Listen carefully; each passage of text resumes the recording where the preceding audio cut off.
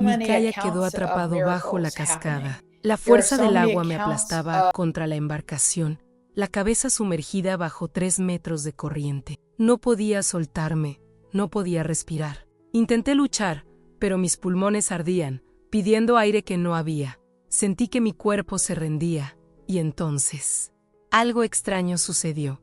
El dolor se detuvo, el pánico se detuvo. Salí de mi cuerpo y los vi allá abajo, intentando salvarme, pero yo ya no estaba allí. Ya no estaba dentro de mi cuerpo. Sé cómo suena eso.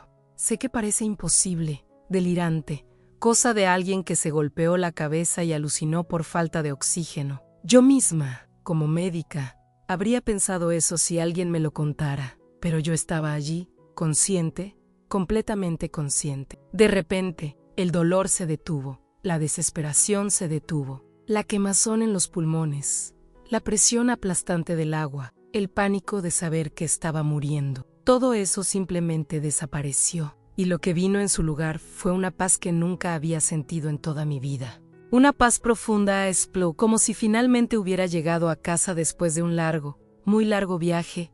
Me vi desde arriba. No como una metáfora, literalmente estaba flotando sobre la cascada, mirando hacia abajo, y allí estaba mi cuerpo, atrapado, inerte, sumergido bajo aquella masa de agua violenta, todavía encajado entre las rocas. El kayak doblado por la fuerza de la corriente. Mis amigos estaban desesperados. Los veía, 2 de ellos intentando alcanzar el kayak, gritando, haciendo señales, tirando cuerdas. Sus rostros estaban tensos, con miedo, con esa expresión de quien sabe que el tiempo se está agotando. Pero yo no sentía miedo. Debería estar aterrada, ¿verdad? Debería estar luchando, gritando por ayuda, intentando todo para volver. Pero no. Había una calma a mi alrededor, una sensación de que todo estaba exactamente como debía estar, como si ese momento, por más aterrador que pareciera desde fuera, formara parte de un plan mucho mayor que aún no comprendí. Y entonces me di cuenta, no estaba sola. Había presencias a mi alrededor. No podía ver rostros con claridad, pero sabía que eran personas, o algo parecido a personas. Figuras de luz. No hablaban, pero yo entendía. Estaban allí para guiarme, para acogerme, para decirme sin palabras que estaba a salvo, que todo estaría bien.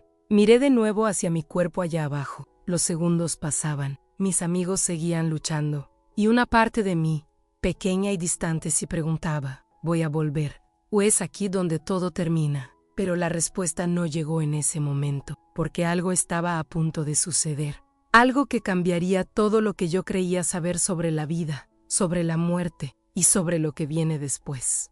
Pero antes de contarte lo que pasó después, necesitas saber quién era yo antes de ese día en el río. Mi nombre es Mari Nio, soy médica, cirujana ortopédica especializada en columna vertebral. Pasé años formándome en las mejores universidades de Estados Unidos, la Universidad de Conchi, la UCLA, la Universidad del Sur de California. Me convertí en directora del departamento de cirugía de columna en la US, que entrené en Suecia, en Suiza.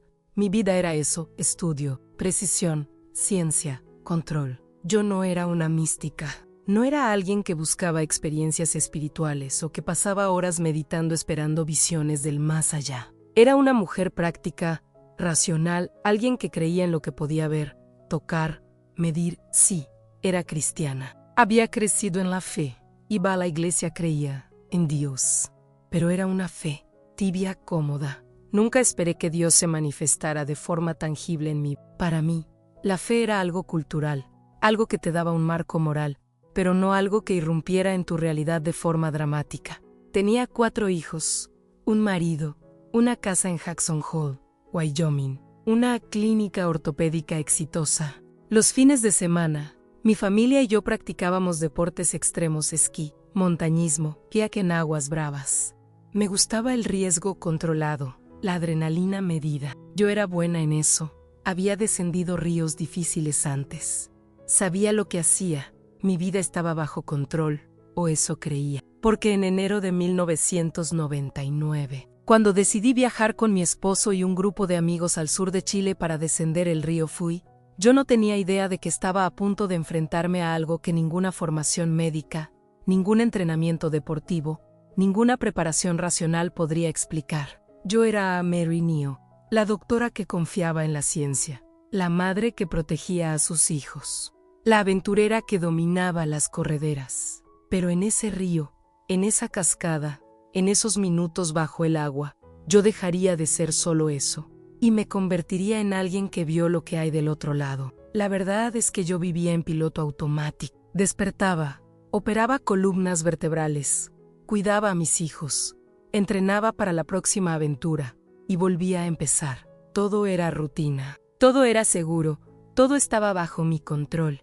Dios, claro, creía en él, pero Dios estaba ahí, en el fondo, como una idea reconfortante pero distante. No esperaba que interviniera, no esperaba que me hablara, y definitivamente no esperaba que me mostrara el cielo. Pero Dios, al parecer, tenía otros planes.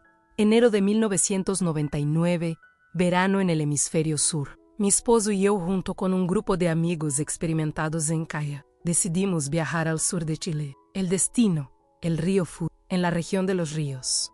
Un río legendario entre los kayakes. Aguas cristalinas de color verde oscuro, rodeadas de bosques densos y montañas imponentes. Cascadas de clase cuarto y V, hermoso, desafiante, pero manejable para alguien con experiencia. Y yo tenía experiencia. Había descendido ríos más técnicos, más peligrosos. Sabía leer el agua, calcular las líneas de paso, manejar el kayak en corrientes fuertes. Este viaje era algo que había planeado con entusiasmo. No había señales de alarma, no había presagios oscuros. Era solo otra aventura más en una vida llena de ellas. El día amaneció despejado. El grupo estaba animado. Revisamos el equipo: cascos, chalecos salvavidas, remos, kicks en perfecto estado. Todo listo, todo bajo control.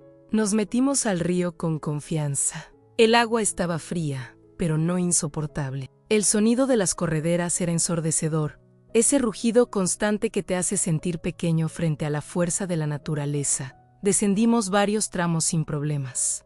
Algunas caídas de agua, algunos rápidos intensos, pero nada que no pudiéramos manejar. Yo me sentía bien, fuerte, en mi elemento. Y entonces llegamos a esa cascada. No era la más grande del río, tal vez 6-7 metros de altura. Una caída vertical con un buen caudal de agua. Había una línea clara de paso por el centro, la ruta más segura. Pero cuando llegó mi turno, uno de mis compañeros se quedó detenido justo en esa línea, bloqueó la ruta principal. Tuve que decidir en fracciones de segundo. O esperaba, arriesgándome a perder el control en la corriente, o tomaba la ruta alternativa. Una línea más cerrada, más técnica, pero posible. Elegí la alternativa, remé con fuerza. Me lancé por el costado de la cascada, y en el momento en que caí, supe que algo había salido mal. El kayak no cayó en el ángulo correcto. El bico se clavó entre las rocas de la base, y la fuerza de miles de litros de agua cayendo sobre mí me aplastó contra la cubierta del kayak, con la cabeza sumergida bajo 3 metros de corriente furiosa. Estaba atrapada, y el tiempo empezó a correr. El bico del kayak quedó encajado entre dos rocas como si hubieran sido diseñadas para atraparlo, y yo quedé doblada hacia adelante, con la cabeza bajo el agua, el cuerpo presionado contra la cubierta por toneladas de agua que caían sin parar desde arriba. No podía moverme. Intenté enderezarme, pero la fuerza era brutal. Intenté girar el kayak, pero estaba completamente bloqueado. Intenté soltar el faldón de neopreno que sellaba la cabina, pero mis manos no respondían bien bajo esa presión. El agua me golpeaba la espalda, la cabeza, los hombros. Era como estar bajo una prensa hidráulica, implacable, constante, y entonces empezó la verdadera lucha, la falta de aire. Al principio contuve la respiración. Eso es lo que haces. Es instinto. Aguantas, piensas. Ya viene el rescate. Solo aguanta un poco más. Pero los segundos se convirtieron en minutos, y mis pulmones empezaron a arder. Primero fue una incomodidad, luego una necesidad urgente, y después, un dolor insoportable. Mis pulmones pedían aire a gritos. Mi cuerpo entero exigía que inhalara, aunque sabía que no había aire que inhalar. Solo agua fría, oscura, implacable. Desde arriba mis amigos luchaban por alcanzarme. Los veía a través del agua turbia. Sombras moviéndose, brazos extendidos, cuerdas siendo lanzadas. pero la corriente era demasiado fuerte. Cada vez que intentaban acercarse, el río los empujaba de vuelta. Una vez, 2 veces, 3 veces. El tiempo seguía corriendo 5 minutos, 10 minutos, 15. No sé con exactitud cuánto tiempo pasó. Más tarde, mis amigos estimaron entre 15 y 30 minutos. 30 minutos.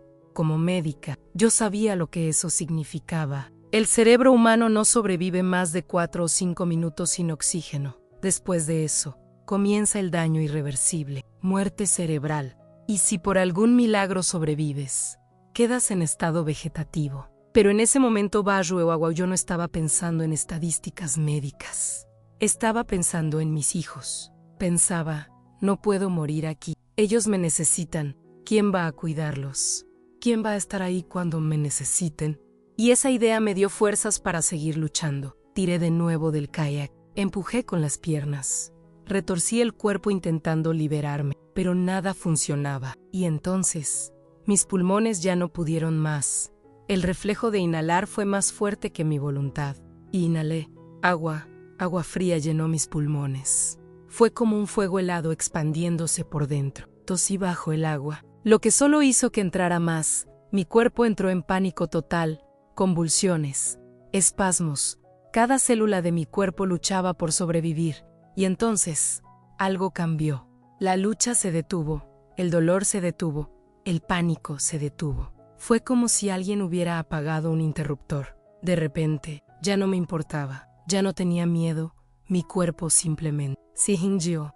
Y en ese momento de rendición total, algo extraordinario comenzó a suceder, algo que cambiaría mi vida para siempre. Cuando mi cuerpo dejó de luchar, mi conciencia se desprendió. No sé cómo más explicarlo, no fue gradual. No fue como quedarse dormido, fue instantáneo. Un segundo estaba atrapada en ese cuerpo ahogándose, sufriendo, muriendo. Y al siguiente, estaba fuera, libre, flotando sobre la escena como un observador en una película. Y lo primero que sentí fue alivio. Un alivio tan profundo, tan absoluto que casi me hizo reír. Ya no había dolor, ya no había miedo, ya no había esa urgencia desesperada por respirar. Todo eso había desaparecido, y en su lugar había una paz que nunca había experimentado en mi vida. Una paz que no tiene palabras en ningún idioma humano. Me sentía completa, como si toda mi vida hubiera estado rota en pedazos y de repente, por primera vez, todas las piezas encajaran perfectamente,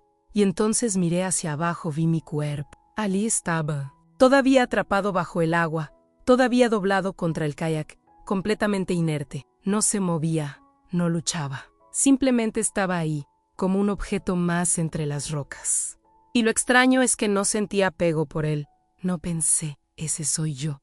Pensé, ese era mi cuerpo, como si fuera algo que había usado durante un tiempo, pero que ya no necesitaba. Mis amigos seguían allí, sobre las rocas, en el agua, intentando alcanzarme. Vi sus rostros con una claridad imposible. Vi el miedo en sus ojos. Vi las lágrimas mezclándose con el agua del río. Vi cómo uno de ellos gritaba mi nombre, aunque yo no podía escucharlo. Vi cómo tiraban cuerdas una y otra vez, cómo se arriesgaban a caer ellos también en su intento desesperado por salvarme. Y sentí amor por ellos, un amor inmenso, pero no sentí urgencia. No sentí la necesidad de volver, porque donde yo estaba ahora, todo estaba bien, todo estaba perfecto. Y fue entonces cuando me di cuenta de que no estaba sola. Había presencias a mi alrededor. No puedo decir que las vi en el sentido tradicional. No tenían cuerpos sólidos, no tenían rasgos faciales definidos, pero estaban ahí,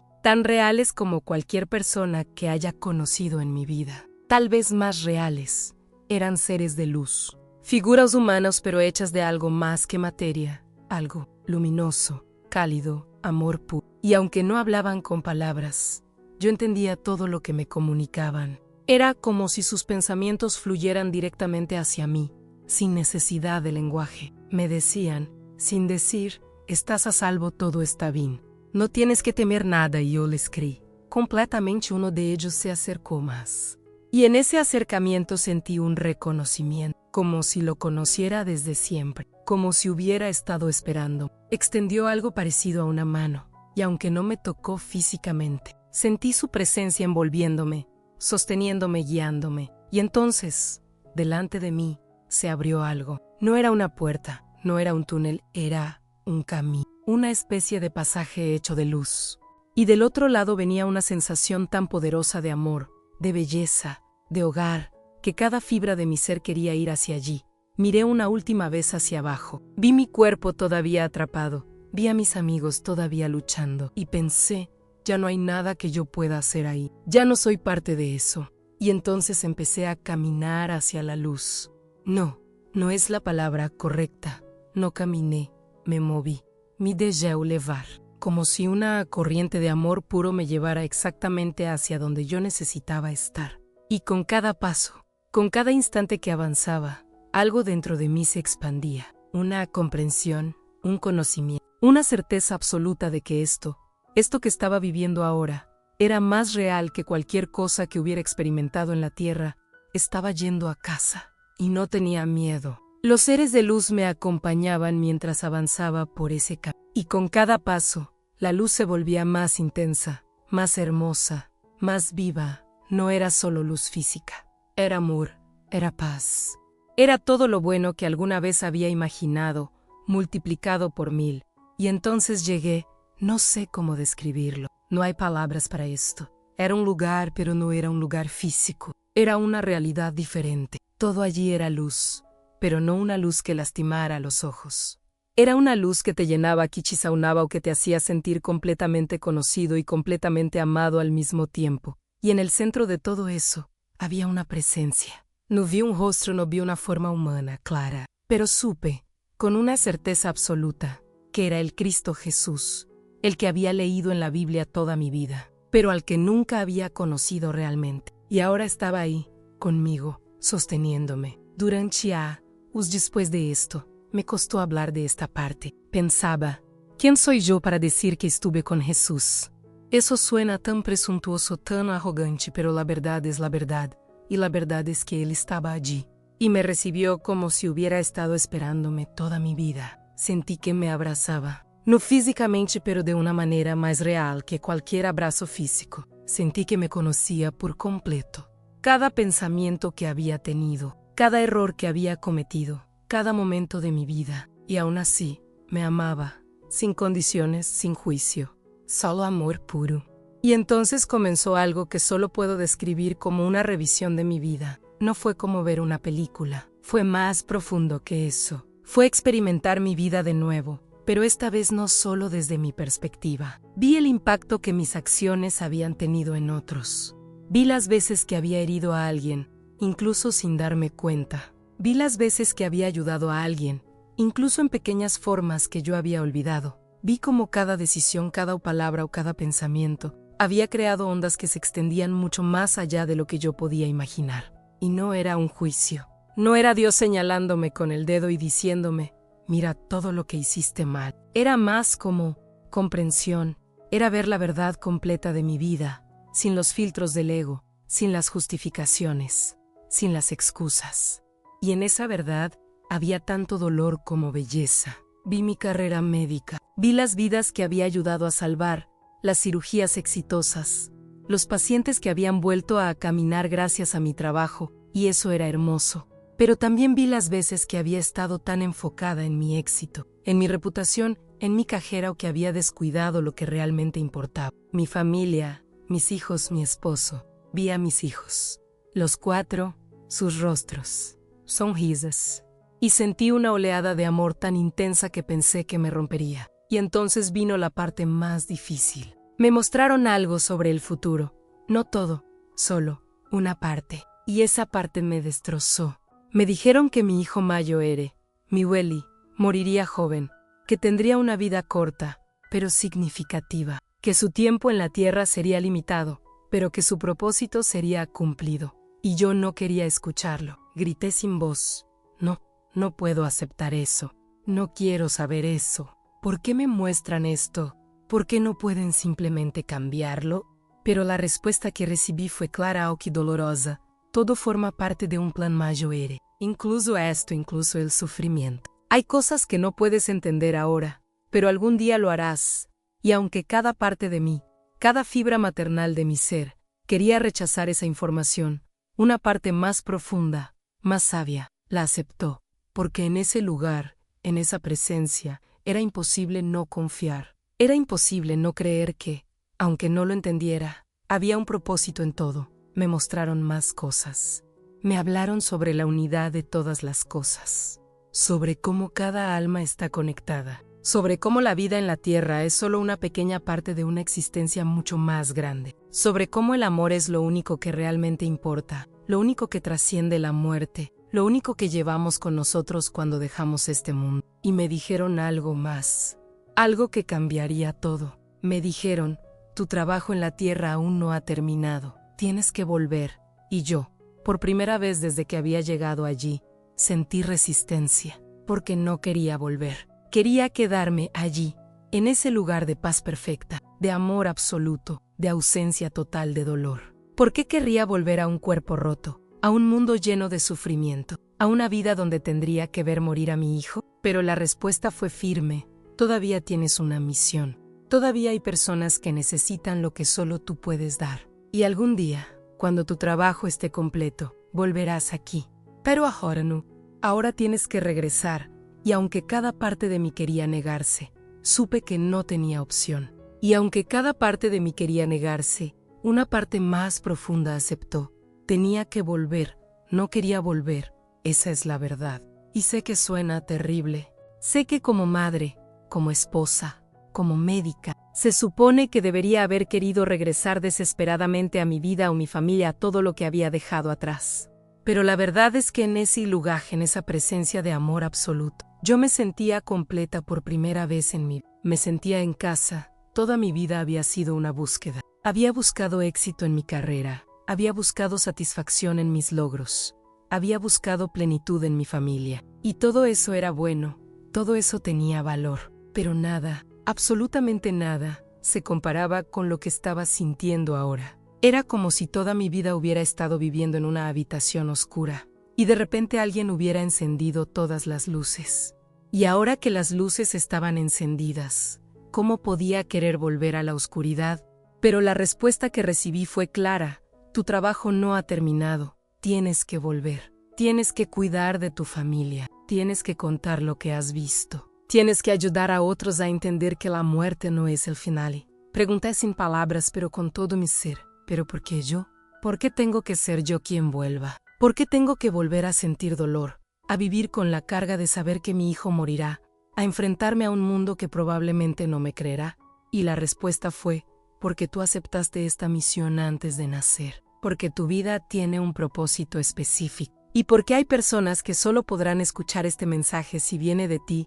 Me mostraron imágenes de personas que yo aún no conocía. Personas sufriendo, perdiendo la fe, aterrorizadas ante la muerte. Y me mostraron cómo mi historia podría darles esperanza, paz, ayudarles a entender que hay algo hermoso más allá de este mundo. Y aunque seguía sin querer irme, empecé a entender. Empecé a entender que esta experiencia no era solo para mí. Era para todos aquellos a quienes yo podría alcanzar. Era un regalo, sí, pero también una responsabilidad, una misión. Me dijeron algo más, algo que me sostendría en los años difíciles que vendrían. Aprende a vivir en la confianza, no solo en la esperanza. La esperanza dice, tal vez todo estará bien. La confianza dice, sé que todo está bien, incluso cuando no lo parece. Y con esa instrucción final, sentí que empezaba a ser jalada de vuelta. No fue una decisión consciente. Fue como si una fuerza gentil pero firme me estuviera guiando de regreso al mundo físico. La luz empezó a alejarse. Las presencias empezaron a desvanecerse. Y aunque una parte de mí lloraba por lo que estaba dejando atrás, otra parte sabía que esto era lo correcto. Tenía una misión. Mientras yo estaba en ese otro lugar, en esa otra realidad, mis amigos no se habían rendido. Habían pasado más de 15 minutos, tal vez 20, tal vez más. El tiempo en situaciones así se distorsiona. Pero ellos seguían intentando, una y otra vez, lanzando cuerdas, arriesgándose a entrar en la corriente, gritando instrucciones, coordinando cada movimiento con la precisión de quienes saben que una vida depende de eso. Y finalmente, después de intentos que parecían imposibles, lo lograron. Consiguieron enganchar una cuerda al kayak, consiguieron hacer palanca con suficiente fuerza, y lentamente el kayak comenzó a moverse. Las rocas cedieron, la corriente cambió, y mi cuerpo, ese cuerpo que yo había dejado atrás, salió a la superficie.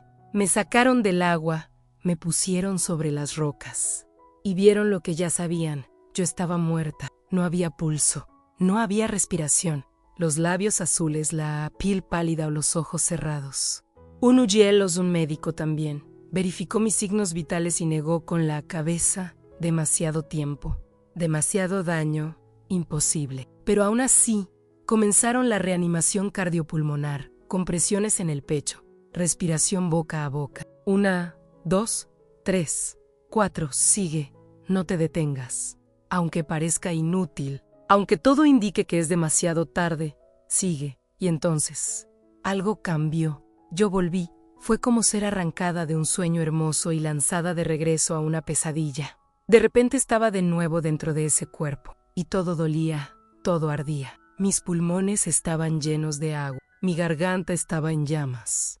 Cada nervio gritaba de dolor, tosí, agua salió de mi boca, mucha agua. Y con cada tos venía más dolor, más quemazón, más agonía. Abrí los ojos. Vi rostros sobre mí, rostros de mis amigos, con lágrimas mezcladas con el agua del río, con expresiones de alivio y terror al mismo tiempo. Escuché voces.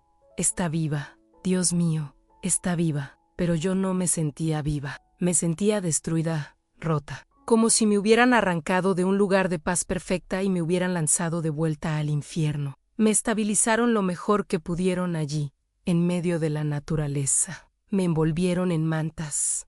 Me cargaron hasta donde podían llegar los vehículos.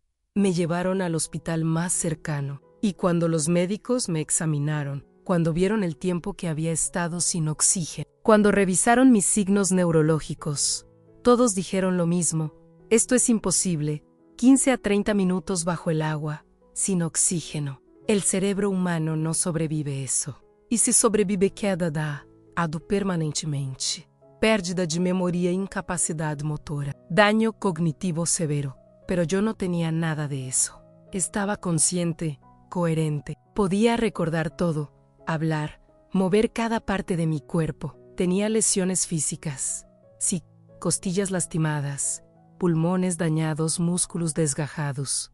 Pero mi cerebro estaba intacto. Los médicos no tenían explicación. Pero yo sí. Yo sabía exactamente por qué había sobrevivido. Y sabía exactamente qué tenía que hacer con esa segunda oportunidad. Los meses que siguieron fueron los más difíciles de mi vida. La recuperación física fue dolorosa, muy dolorosa. Tenía múltiples lesiones por el trauma del accidente, costillas fracturadas, pulmones dañados por el agua que había inhalado, músculos desgajados. Cada movimiento era una agonía. Cada respiración profunda me recordaba lo cerca que había estado de la muerte. Pero el dolor físico no era nada comparado con la lucha interna, porque yo sabía algo que nadie más sabía. Yo había visto el otro lado, había estado allí, había experimentado esa paz, ese amor, esa claridad absoluta. Y ahora estaba de vuelta en este mundo, en este cuerpo roto, en esta vida que de repente parecía tan pequeña, tan limitada o tan llena de sufrimiento. Y peor aún, yo sabía lo que vendría. Sabía que mi hijo Willy moriría joven. Me lo habían mostrado. Me lo habían dicho. Y esa información me perseguía día y noche. Cada vez que lo veía sonreír, cada vez que lo veía entrenar, cada vez que lo veía vivir su vida con esa energía y alegría que solo tienen los jóvenes, yo pensaba, ¿cuándo? ¿Cuándo pasará? ¿Y cómo voy a soportarlo? Intenté protegerlo. Me volví sobreprotectora. Cada vez que salía de casa, yo sentía pánico. Cada vez que practicaba deportes extremos, yo quería detenerlo. Vivía en un estado constante de ansiedad, tratando de controlar lo incontrolable, tratando de cambiar lo que ya me habían dicho que no podía cambiar. Y al mismo tiempo, luchaba con la experiencia misma. Como médica, como científica, busqué explicaciones racionales. Leí estudios sobre experiencias cercanas a la muerte. Estudié los efectos de la falta de oxígeno en el cerebro. Investigué alucinaciones inducidas por trauma. Quería encontrar una explicación lógica que me permitiera descartar todo como un producto de mi mente moribunda. pero no podía, porque lo que había visto, lo que había sentido, era demasiado real, demasiado coherente, demasiado transformador. No era una alucinación confusa, no era un sueño fragmentado. Era una experiencia ordenada, significativa o llena de información que yo no podía haber inventado. Y la profecía sobre Willie era la prueba más dolorosa. No podía explicarla, no podía descartarla. Solo podía vivir con ella, cargando ese conocimiento terrible, preguntándome una y otra vez, ¿por qué me mostraron esto? ¿Por qué tengo que saber esto? Y lentamente, muy lentamente, empecé a entender. No se trataba de cambiar el futuro. Se trataba de aprender a confiar. Se trataba de soltar el control. Se trataba de entender que hay un plan mayor, incluso cuando ese plan incluye sufrimiento, incluso cuando ese plan incluye pérdida. Pero entenderlo en teoría es una cosa, vivirlo es otra completamente diferente. Y pronto, muy pronto, tendría que vivirlo. Pasaron 10 años desde el accidente en el río. 10 años viviendo con esa información terrible en mi pecho. 10 años preguntándome cuándo, cómo, dónde. 10 años intentando prepararme para algo que sabía que nunca podría estar preparada para enfrentar. Y entonces, en 2009, sucedió. Willie tenía 20 años. Era un joven increíble, brillante, atlético, lleno de vida. Amaba el esquí tanto como yo amaba el kayak. Entrenaba constantemente, siempre empujando sus límites, siempre buscando ser mejor. Era su pasión, era su vida. Ese día, estaba entrenando en una carretera. Era algo que había hecho cientos de veces antes, una ruta conocida, un entrenamiento rutinario. Nada parecía fuera de lo normal, nada parecía peligroso, pero un vehículo lo atropelló. La muerte fue instantánea, recibí la llamada, y en el momento en que escuché las palabras, en el momento en que me dijeron que Willie había muerto, algo dentro de mí se rompió. No importa cuánto tiempo hayas tenido para prepararte, no importa cuántas veces hayas imaginado ese momento en tu mente, nada, absolutamente nada, te prepara para el dolor de perder a un hijo. Es un dolor que no tiene palabras. Es un vacío que no se puede llenar. Es una herida que nunca cicatriza por completo. Lloré, grité, me derrumbé. Pasé días, semanas, meses en un estado de luto tan profundo que apenas podía respirar. Cada mañana despertaba y durante un segundo olvidaba que él ya no estaba. Y entonces la realidad me golpeaba de nuevo, como una ola gigante estrellándose contra mí, hundiéndome una y otra vez. Y en medio de ese dolor devastador, una pregunta me perseguía constantemente. ¿Por qué? ¿Por qué me lo mostraron si no podía hacer nada para él? ¿Por qué tuve que vivir 10 años con ese conocimiento? ¿Qué sentido tiene todo esto? Y fue entonces cuando recordé todo lo que me habían mostrado en el cielo. Recordé la conversación sobre el plan mayor. Recordé las palabras. Hay cosas que no puedes entender ahora, pero algún día lo harás. Recordé la paz absoluta que había sentido allí, la certeza de que todo, incluso el sufrimiento, tiene un propósito. Y recordé algo más, algo que me había sostenido durante esos 10 años, pero que ahora tomaba un significado completamente nuevo. Yo sabía dónde estaba Willie. No era una creencia abstracta, no era una esperanza vaga, era un conocimiento absoluto. Yo había estado allí. Había visto ese lugar de luz, de paz, de amor perfecto, y sabía, con cada fibra de mi ser, que mi hijo estaba allí ahora, que estaba en casa, que estaba completo, que estaba en paz, y eso no quitaba el dolor, no secaba mis lágrimas, no llenaba el vacío de su ausencia, pero me daba algo que muchas madres en mi situación no tienen: certeza. Certeza de que la muerte no es el final, certeza de que volvería a verlo. Certeza de que aunque mi corazón estaba destrozado, eu estaba bem. E lentamente, muy lentamente, empecé a entender por qué me habían mostrado esa profecía 10 años antes. No era para que lo evitara, era para que cuando llegara ese momento, yo pudiera vivirlo con una perspectiva diferente. Era para que pudiera ser un testimonio de que es posible atravesar el peor dolor imaginable y aún así tener esperanza. Era para que pudiera ayudar a otros padres, a otras madres, que están pasando por lo mismo. Willie murió. Esa es la verdad, y esa verdad duele todos los días, pero también vive, en otro lugar, en otra realidad, y algún día, Yo volveré allí, y lo volveré a ver. Después de la muerte de Willie, pasé mucho tiempo en silencio, guardando la experiencia del río, guardando lo que había visto, guardando la profecía que se había cumplido. Tenía miedo, miedo de que la gente pensara que estaba loca, miedo de que me llamaran mentirosa, miedo de exponer algo tan sagrado tan al juicio público. Pero entonces recordé lo que me habían dicho en el cielo: tienes que contar lo que has visto. Tienes que ayudar a otros a entender que la muerte no es el final, y supe que había llegado el momento. En 2011 publiqué mi primer libro, Torvand Bike. En él conté todo: el accidente, la experiencia fuera del cuerpo, el encuentro con Cristo, la revisión de mi vida, la profecía sobre su muerte. Todo.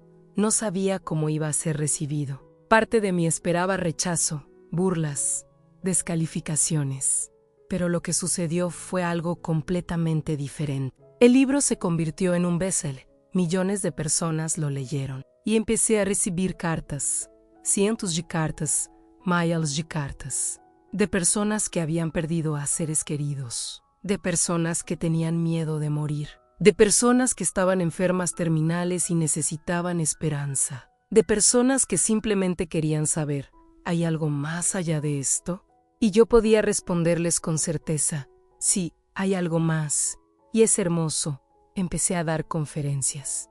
Aparecí en programas de televisión, en CNN, en entrevistas. Di charlas en iglesias, en hospitales, en eventos. Y en cada lugar, en cada conversación, veía el mismo efecto: esperanza. La gente recuperaba la esperanza. En 2017 publiqué mi segundo libro, Sit on Heaven. En él, profundicé en las lecciones prácticas que había aprendido de esa experiencia. Cómo vivir con propósito, cómo soltar el control, cómo confiar en que hay un plan mayor, incluso cuando no lo entendemos. Y a través de todo esto, empecé a entender por qué tuve que volver, por qué tuve que pasar por ese dolor, por qué tuve que vivir con esa carga. Porque si mi historia puede dar esperanza a una sola persona que está sufriendo, si puede ayudar a un padre que perdió a un hijo a encontrar paz, si puede darle a alguien que está muriendo la certeza de que hay algo hermoso esperándolo del otro lado, entonces todo, absolutamente todo, valió la pena. Esa era mi misión, y sigo cumpliéndola cada día. Hoy, más de 2 décadas después de ese día en el río Fui, puedo decir algo con absoluta certeza: la muerte no es el final. Yo morí, estuve del otro lado, vi lo que hay allá. Y puedo decirte que no hay nada que temer, nada, al contrario, hay todo que esperar, hay paz, hay amor, hay un hogar esperándonos. La vida aquí es breve, es como un suspiro en la eternidad, pero cada momento importa, cada decisión que tomas, cada palabra que dices, cada acto de amor que ofreces, crea ondas que se extienden mucho más allá de lo que puedes ver. Tu vida tiene un propósito específico, y ese propósito es real. El sufrimiento también es real. La pérdida es real. El dolor es devastador. Pero no es abandono, no es castigo. Es parte de un plan mucho mayor que a veces no podemos entender desde aquí, pero algún día lo entenderemos. Y cuando lleguemos al otro lado, todo tendrá sentido. Así que te dejo con una pregunta. ¿Cómo vivirías hoy si realmente creyeras que la muerte es solo una puerta, no un muro? ¿Qué cambiarías? ¿A quién perdonarías? ¿Qué amor dejarías de retener? Porque la verdad es esta: todos vamos a cruzar esa puerta algún día. Y cuando lo hagas, lo único que llevarás contigo es el amor que diste y el amor que recibiste. Todo lo demás se queda atrás.